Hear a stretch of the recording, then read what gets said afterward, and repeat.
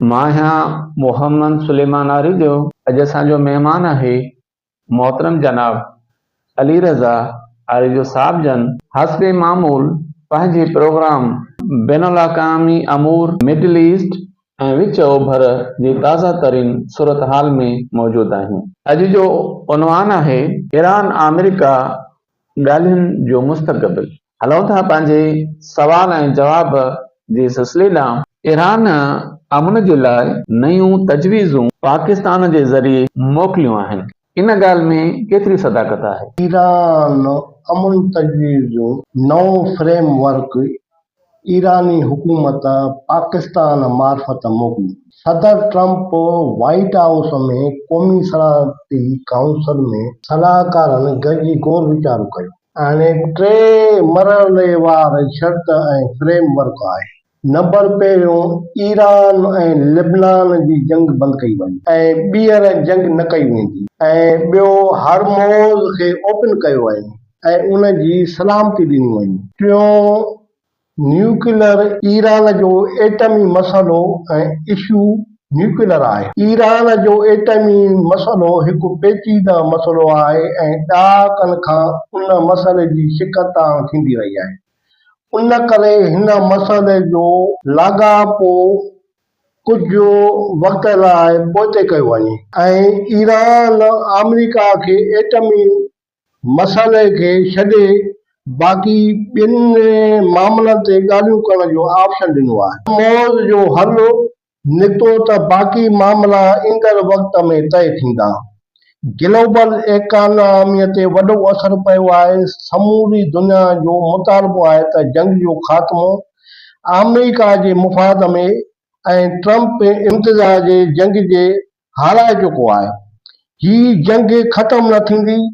Iran जे शर्तनि ते हमरोज़ ऐं नार जे मुस्तक़िल जो रोशन आहे। ईरानी सुप्रीम लीडर: असांजे अवाम जी मज़ामत जी अलामत आहे ईरान जे सदर जो मौक़िफ़।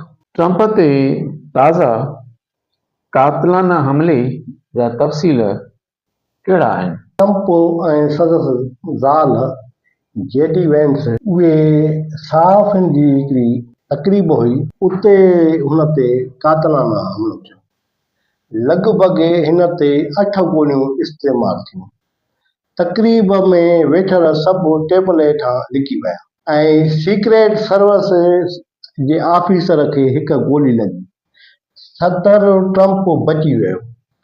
सीक्रेट सर्विस ऐं कंट्रोल में हुतां जो सदर महफ़ूज़ रहियो।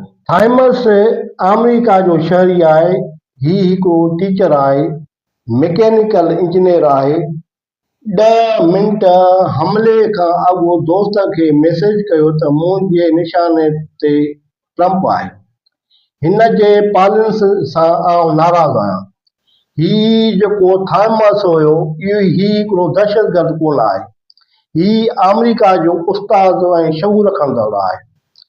250 सालनि खां वठी अमेरिका सदरनि ते 10 हमला थिया ऐं 4 सदर हुननि जा मरी चुका आहिनि। सदर ट्रंप ते ही 5हों हमलो आहे। $33,000 सीक्रेट सर्विस जी बजेट आहे। ट्रंप जमहूरी हक़ ख़त्म कया आहिनि। ही आमरनि वारो रवैयो आहे। 1776 खां पोइ अमेरिका जे सदर लाइ एॾा एहतजाज तारीख़ में कोन थिया। जेन ज़ी, सोशल मीडिया, लेफ्ट जा हामी, डिजिटल मूवमेंट, कानून दान, उस्ताद, शागिर्द अमेरिका जा नौजवान नफ़रत कनि था। उन में एप्स्टीन फाइल जी हवस जो शिकार कंदड़ दोषी सां ऐं गज़ा जा ॿार, ईरान जा ॿार, उहे उन्हनि जे ज़हननि ते, हुननि जे शऊर में अमेरिका जे समाज जे माण्हुनि ते जेका घुरनि था। ट्रंप विच ओभर जो रेगिस्तान अॼु रुॻो सिज जे तपश सां न पर बारूद जे बाहि सां सड़ी रहियो आहे। जीअं त 1 मई मज़दूरनि जे जदोजहद जो ॾिहाड़ो आहे, पर जीअं त असीं ॾिसूं था सिंध जे मज़दूरनि जी अखियुनि में सदाईं ॻोढ़ा नज़र अचनि था। ईअं छो आहे? 1 मई तारीख़ जे रत ऐं पघर जे शऊर जो इनकलाब आहे। 1 मई 1886 ॾींहुं शिकागो में इनकलाब बर्पा थियो।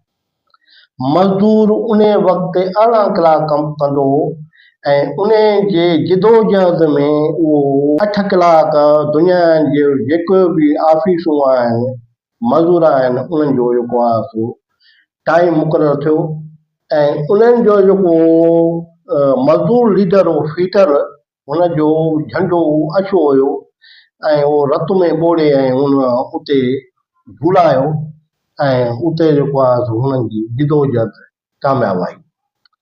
तबक़ाती समाज में मज़दूर जो रत ऐं सत पोरे मां थियल पैदावार जीअं त इक़्तिसादी क़ुवतूं ऐं हुनखे ख़ुदकशीअ जे वाक़िअनि ॾांहुं वठी वेंदी आहे ऐं हिते पोड़ियत शिकार थींदो आहे। ॿारनि जी मज़दूरी, ॿारनि जे सही पालना न थियणु, 1 मई रुॻो हिकु ॾींहुं न पर ही हिकु इंसाफ़ ऐं बराबरी ऐं इंसानी वक़ार जो ॾींहुं आहे ऐं मज़दूर जे पघर मां उभरंदड़ इंसाफ़, इज़त ऐं हक़नि जी आवाज़ आहे। 1 मई पोरियत जा हथ जूं आङुरियूं जिन जा पेर ज़मीन जे धूड़ में गुम थी वेंदा आहिनि। पोरियत जा चेहरा सिज जे तपश में सड़ी विया आहिनि। पोरियो सिर्फ़ पैदावार न आहे, पोरियो हिकिड़ो तख़लीक़ आहे।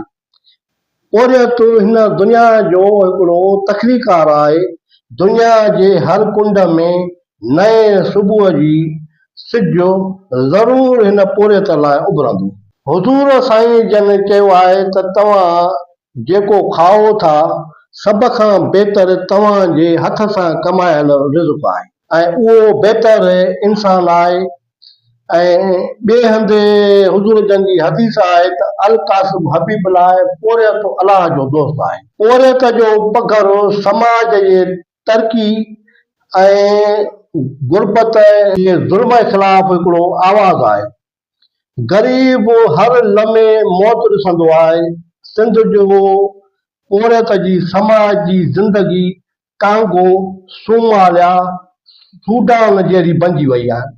पोरियत जी ज़िंदगी वीरान, मौत, बुख वारी ज़िंदगीअ में अंधेर ऐं समाज जो जेको बुनियादु आहे हिन जा हक़ खाइण वारा ऐं जेके हितां जा इक़्तिसादी आहिनि तबक़ा ऐं उहे बि इन इंतज़ार में आहिनि त मूंखे बि जन्नत मिलंदी। इहो हिकिड़ो रवैयो आहे ऐं हुन जे वजूद मां, हुन जे अंदर मां जेको इंसानियत आहे उहा ज़मीर जेको आहे सो मरी चुको आहे ऐं हू हुनजो इस्तिसाल थो करे। बदीन में जीजल अमड़ ऐं शहर ख़ैर मोहम्मद आरिजा में रियाज़ आरिजे जो क़त्ल ऐं सिंधी समाज केॾांहुं वञी रहियो आहे। कोट आचरमला में कुंवारनि जा वार करे जीजल अमड़ जो सिर धार करे छॾियो। कुंवारी कंध कपाईंदी आहे, ॿाहूं वढींदी आहे, पर इज़त ऐं नामूस जो हथियार आहे।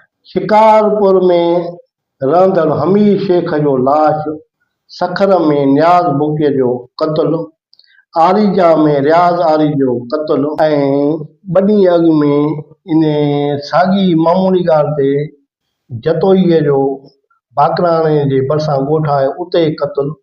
ही क़त्ल असांजे समाज में रोज़ ॼण हिकिड़ो मामूल बणिजी चुका आहिनि। फिनान फैनिन पंहिंजी किताब में लिखे थो त कॉलोनीअ में सभ खां वॾो हथियार जिस्मानी न पर नफ़्सियाती, तारीख़ ऐं ज़बान ऐं शनाख्त ऐं माण्हुनि सां गैर इंसानी रवैयो ऐं माण्हुनि खे इंसान न बणाइणो ऐं जानवरनि जहिड़ी ज़िंदगीअ खे जेको आहे सो कोशिशि कई वेंदी आहे जेके ग़ुलाम मुल्क हूंदा आहिनि ऐं हुनजी कॉलोनी आहे। ऐं असां 104 साल अंग्रेज़ जे जेको आहे अताब में रहियासीं ऐं हिन वक़्तु इलीटी क्लास जे अताब में रहिया आहियूं ऐं असांजी जेका समाजी जेका शिकिल आहे, ढांचो आहे, उहो गैर इंसानी थी वियो आहे। उन में सिंध जी ज़मीन वीरान, हथियार,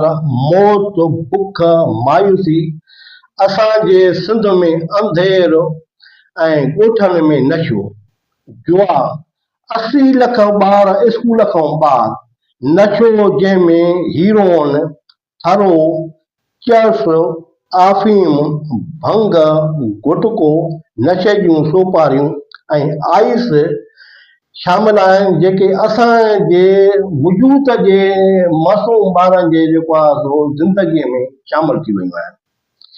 असां अहिड़े हुजूम में बणिजी विया आहियूं जो जेको टारगेट आहे माण्हुनि जो पैसो ऐं मादी डोड़ में वञी रहियो आहे ऐं जूं जेके दर्द जूं सलाहियतूं विञाए चुका आहिनि ऐं ज़वाल जे आख़िरी हद ते बीठा आहियूं। समाज जो असुल हुस्न हिक ॿिए जा हथ पकड़णु, हिक ॿिए जा ॻोड़ा उघणो आहे। सिंधी समाज खे बुखियनि बग़ैरनि जे पेरनि हेठां उछलियो वियो आहे। सिंध जो अहसास जो ॾीओ ख़ामोशीअ सां विसामी रहियो आहे। पंहिंजी आबादीअ जा माण्हू आहियूं, मुस्लमान आहियूं, असांजो कलमो हिकिड़ो आहे, पैगम्बर असांजो हेॾो सारो अज़ीम इंसान आहे ऐं उन जे उम्मत सां ही रवैया उन समाज में अहसास न हुजे ऐं उन समाज जे मासूम ॿारनि जा ॿार 80 लख, इहो यूनिसेफ जी जेको आहे सो रिपोर्ट आहे, उहे रोडनि ते, भठनि ते ऐं होटलुनि जी बेरागिरीअ ते उन्हनि खे पढ़ाइण न त ज़ाहिर आहे समाज में जॾहिं वॾा थींदा त हुननि जे ज़हन नेगेटिव थींदो ऐं हू माण्हुनि सां इन डिप्रेशन में हूंदा, एंज़ाइटीअ में हूंदा, क़त्ल ऐं गारत में हलाईंदा ऐं उहे असांजा वाक़िया ॾींहों ॾींहों हिकिड़ो असांजा मामूल बणिजी वेंदा ऐं क्राइम वधंदो ऐं जंहिंजे करे असांजो समाज हिकिड़ो जुमूद जो शिकार थी वियो आहे। Thank U. महिरबानी।